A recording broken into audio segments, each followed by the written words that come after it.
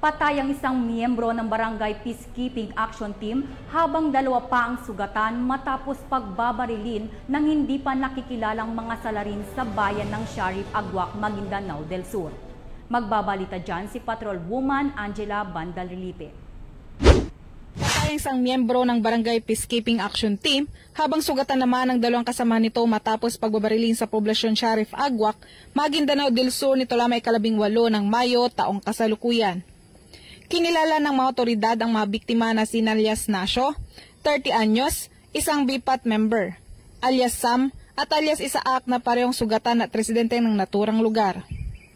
Ayon sa inisyal na investigasyon, nagkwekwentuhan umano ang mga biktima sa isang gas station nang dumating ang mga suspect na nagpanggap umano na isang customer at pinagbaril ang mga biktima. Matapos ang insidente, mabilis na tumakas ang mga suspect. Nagtamo ng maraming tama ng bala sa iba't ibang bahagi ng kanilang katawan ang mga biktima at agarang dinala sa paggamutan, ngunit idineklarang dead on arrival naman si alias Nasho habang sugatan ng dalawang kasamahan nito.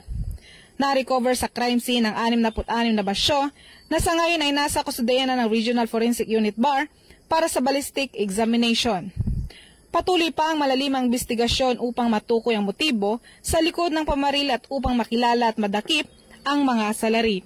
Mula rito sa Rio ng Bangsamoro, ako ang iyong Police News Network Correspondent, Patrolwoman Angela Bandarlipe. Alagad ng batas, tagataguyod ng balitang pulis. Maraming salamat, Patrolwoman Bandarlipe.